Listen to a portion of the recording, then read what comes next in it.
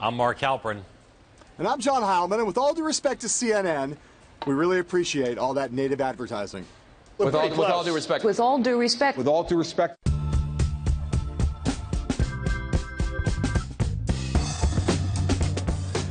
Happy National Hangover Day, sports fans. That is, if you were playing any of the various Republican drinking games last night or at any of the after parties. And speaking of parties, since the debate, a half dozen candidates did their best victory laps this morning.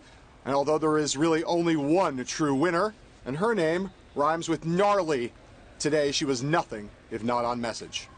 Joining us now from Simi Valley, California, Carly Fiorina. Carly Fiorina is with us now. Carly Fiorina joins us now from Simi Valley. Did you win the debate last night? Well, I was very satisfied with the debate. I was very satisfied. You know, when I went into that debate, almost half the audience had never heard my name, and didn't know I was running for president. And so it was a really important opportunity. This was a huge opportunity for me to continue to introduce myself to the American people. I successfully introduced myself to those who did not know me and demonstrated once again that I am the most qualified candidate on that stage to win this job and to do this job. And what I'm finding, honestly, is if people hear me, if they see me, if they understand who I am and what I would do, they tend to be supportive, and so I was really pleased with last night. Mark, assuming you think as I do that Carly was the big winner of the debate last night, how do you think she's handling her victory lap, and what does she do next? Anyone who's watched her grow as a candidate over the last few months isn't surprised she's been strong in the debates, but that was one of the stronger debate performances in a nomination debate any of us have ever seen. She went out on the shows, showed the kind of message discipline she has. I think the key thing for her is to raise money off of this. That's the most important thing in the short term, and I'll be curious to see how much they're able to raise. She did a lot of debate prep to get into the place that she was last night, and she did kill it, I think, throughout.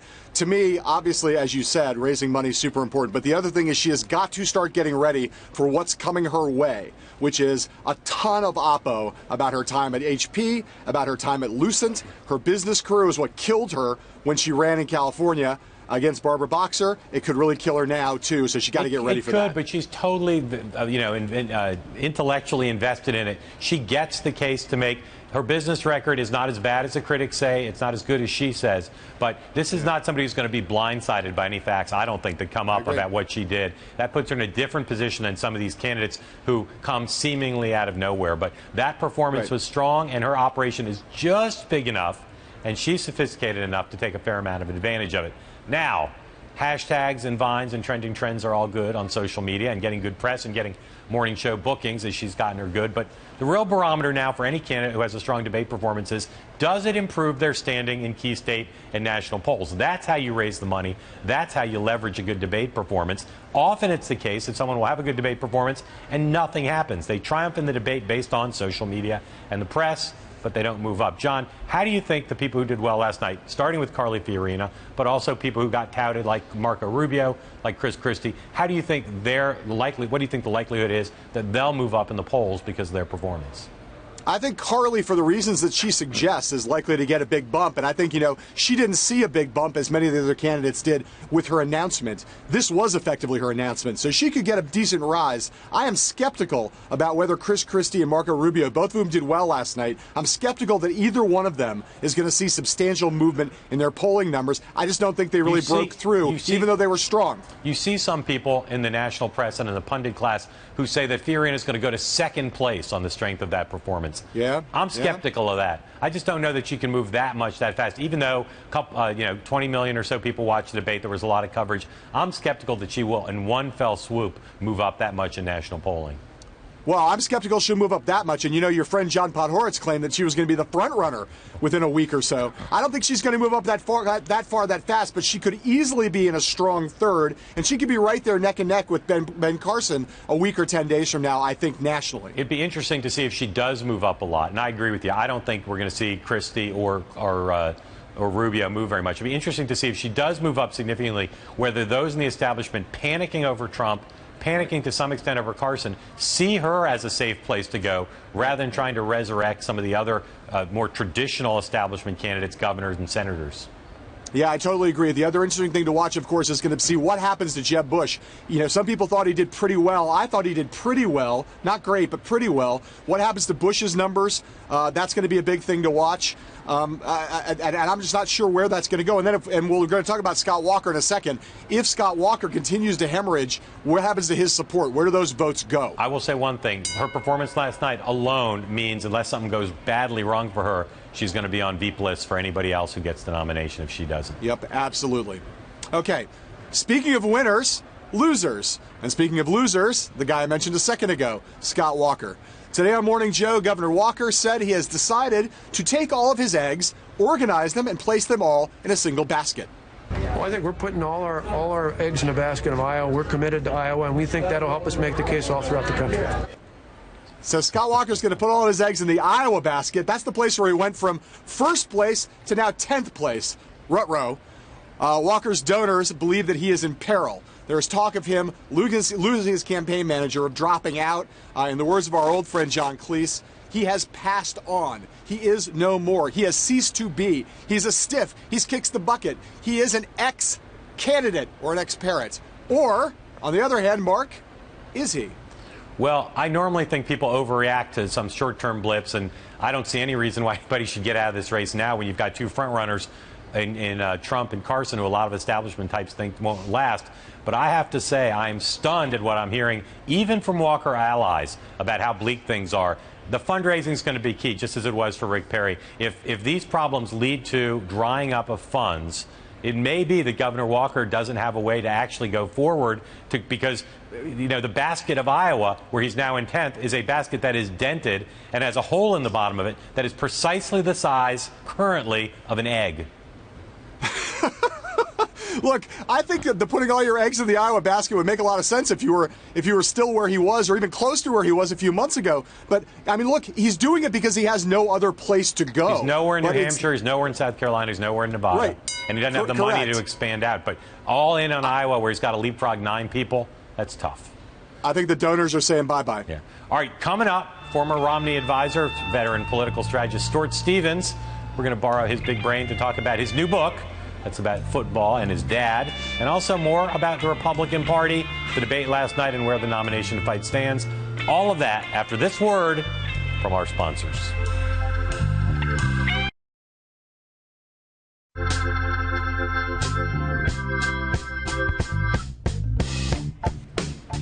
Our guest tonight is veteran Republican strategist Stuart Stevens, advised many Republicans who've run for office and won, some who've lost, including former Massachusetts Governor Mitt Romney winning for president. Stuart is also the author of this book, The Last Season, about college football, a father, a son, and a lifetime of college football. We're going to talk about the book in the next segment, but now we're taking advantage of your being here to talk about the Republican nomination fight for president. You worked for George W. Bush. His brother Jeb is running. Let's look at a bit of Jeb, big moments from last night's debate. You know what? As it relates to my brother, there's one thing I know for sure. He kept us safe. I don't know if you remember, Donald. You remember the rubble? You remember the firefighter with his arms around it? He sent a clear signal that the United States would be strong and fight Islamic terrorism, and he did keep us safe. You're proud of your family, just as I am. Correct. To subject my wife into the middle of a raucous political conversation was completely inappropriate, and I hope you apologize for that, Donald. Well, I have to tell you, I hear phenomenal things. I hear your wife is a lovely woman. She is. I She's don't fantastic. know her, and this she is a total absolutely the love of my life, and she's right here. And why don't you apologize for her? No, I won't right do that now. because I said nothing wrong. So 40 years ago, I smoked marijuana, and I admit it. I'm sure that other people might have done it and may not want to say it in front of 25 million people. My mom's not happy that I just did. That's true. Ever ready. It's very high energy, Donald.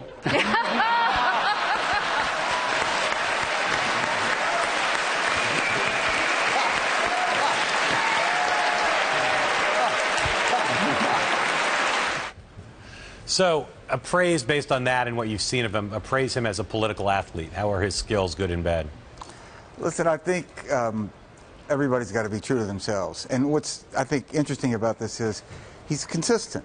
He doesn't seem to be acting in any of these. That's who Jeb Bush is. And so the question is, how are primary voters going to react to him? I think Jeb wears well. I think, as opposed to Trump. If I was working for Jeb, I would be betting that the more that they see Jeb, the more they're going to be comfortable with him. I think that the process that we're in now isn't about really selecting a nominee. It's sort of something much more frivolous. Donald Trump's having a lot of fun. It's fun to hang out with people that are having fun. I think two things are going to happen. One, I think he's going to have less fun as this goes on, so that party won't be as much fun. And I think that people are going to start asking themselves who really wants to be president of the United States and represent the party. Right. I've talked to a lot of people, your former Bush colleagues who worked for Bush 43, who said if George W. Bush were in a nomination fight against Trump, he'd drive the guy out of the race in 2 weeks because of his better skills. Do you agree with that? No, I don't. I mean, listen, I remember, we took a 65-point lead into New Hampshire and lost by 19, which, you really have to work at. So I think there's rhythms to these things. So you don't think George W. Bush would be any more skilled at dealing with Trump than Jeb is? It would be different. It's not better or worse, just different? Just different. Okay. Yeah. John? Stuart, I want to ask you a little more about the debate and think about, maybe first the biggest winner, and then we'll talk about the biggest loser. Carly Fiorina gave a dominating performance last night. I think you probably agree with that, although if you disagree, let me know.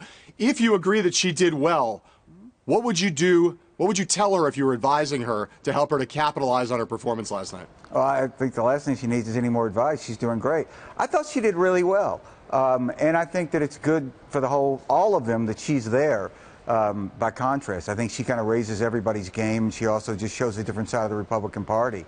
I think she seems very comfortable. And I think that's really the key. Does someone seem to be hitting a note that they can sustain? Or was this sort of way above what they normally do? If that's the case, that's usually a bad sign. But she seemed to be really in her comfort zone. Let me ask you about the biggest loser, or at least the biggest apparent loser last night. That's Scott Walker, who's been in a bit of a tailspin for the past few months. If you got a call from Madison today or from Milwaukee, and the Walker campaign said, Stuart, SOS, we need you to come here and help turn this thing around, and you had no choice but to take that job, what would you do in that circumstance? Well, first, I thought Walker was pretty good. I think that's kind of who Walker is. I thought that he showed a lot of oomph there when he jumped into the debate. It's hard in 11 person debate. You can't win it in one night. And if you try to win it in one night, you're going to end up looking silly. Right. I think Walker's got to keep being Walker and hope that is something that the Republican voters turn to. I don't think it's really that's who he is. He's talking about what he's done. He's talking about what he's going to do. I think you gotta put your best player and run your best play and hope it works.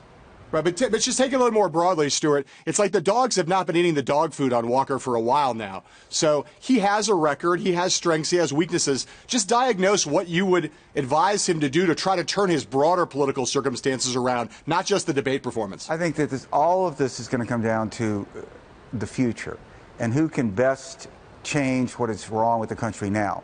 So what I would advise him or any of these candidates is talk about the future in as specific as possible terms. One thing that we're not seeing is a very specific agenda for any of these candidates. So I think if he had 4 or 5 things that he wanted to do specifically and the proof points of why they would work, I think that would be positive. You've been a leading Trump skeptic all along, that you thought he wouldn't even run, or that you still, I think, he may not actually put his name on the nomination ballots, the nomination primary and caucus ballots. Are you as skeptical about Carson?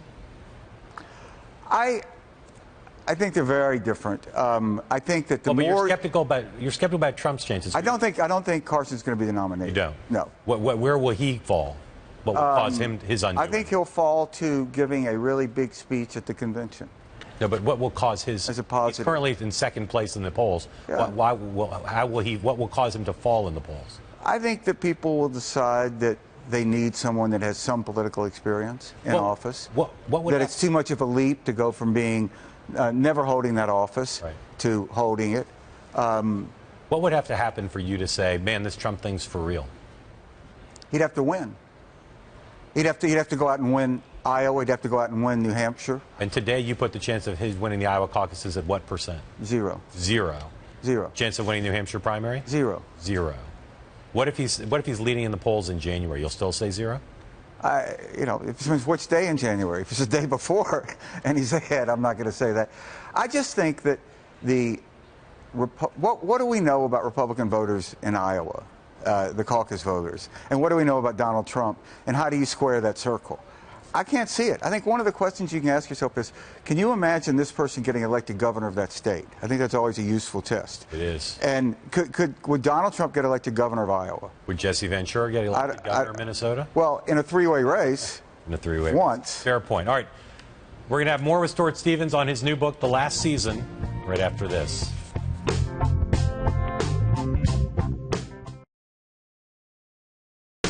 We're back with Republican strategist Stuart Stevens, author of the new book, The Last Season, A Father, a Son, and a Lifetime of College Football. This is part memoir, part history of the South.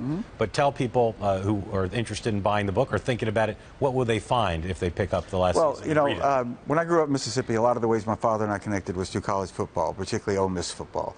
And we tried to keep that connection throughout our lives. But, you know, I got pushed in different directions. He had his career.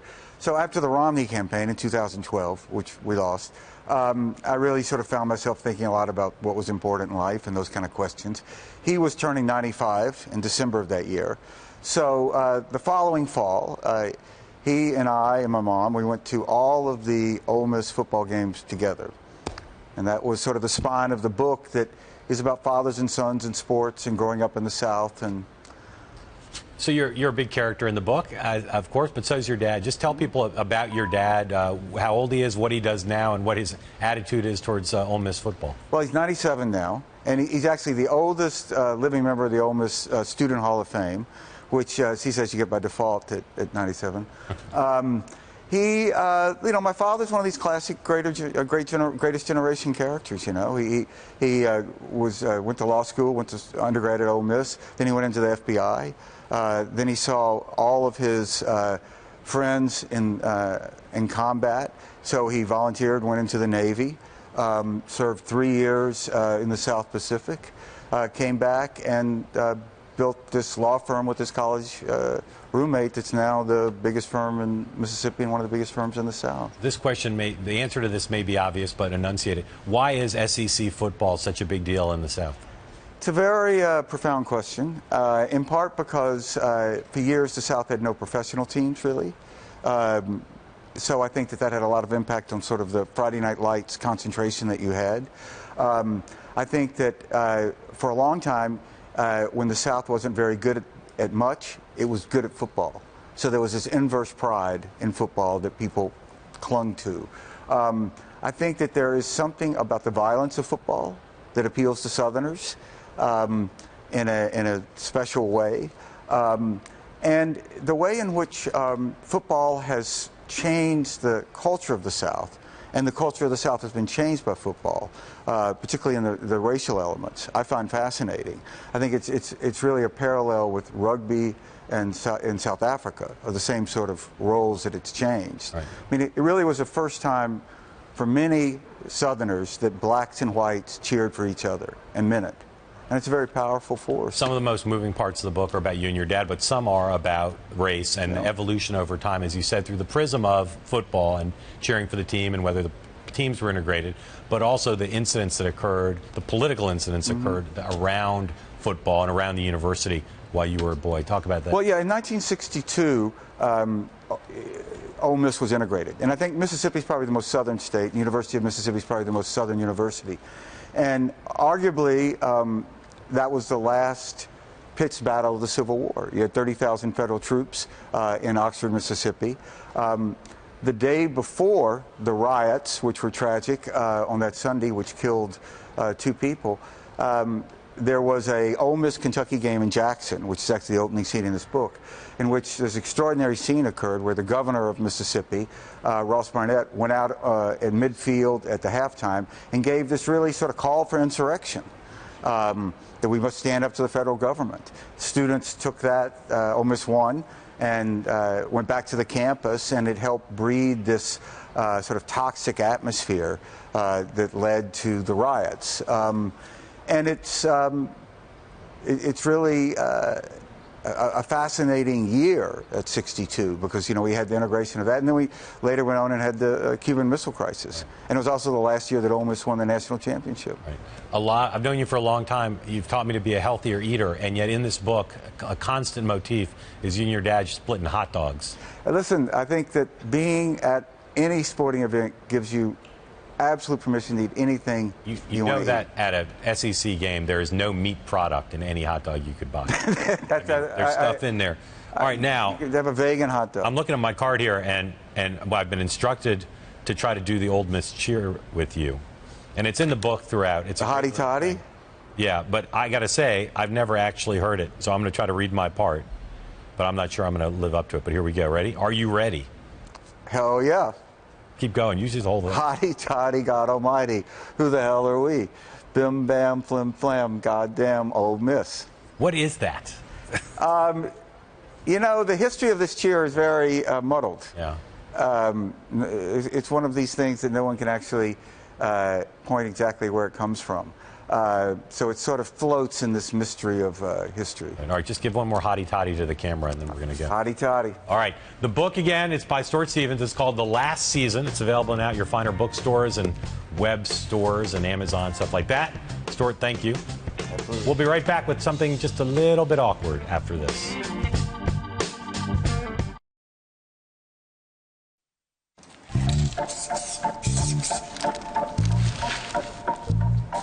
Last night's debate on CNN lasted approximately forever. We laughed, we cried, and more than once we cringed. Here are some of the more awkward moments from the debate. Let's take a look at all the candidates.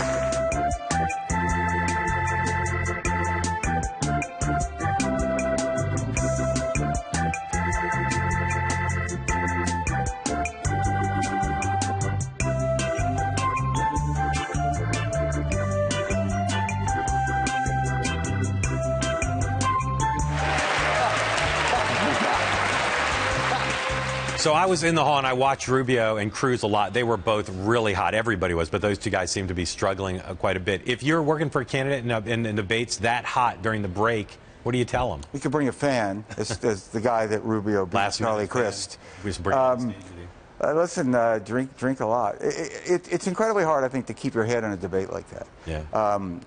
How do you stay focused for, 3 hours in the moment? It's very hard. When I talked to one of the candidates, I said to him, you should have just gone into the back and said, call me when you're ready. Stuart, thank you for joining us. We're live 24/7 on BloombergPolitics.com, on the tube twice a day at 5 and 8. Thanks for watching. Until tomorrow, sayonara.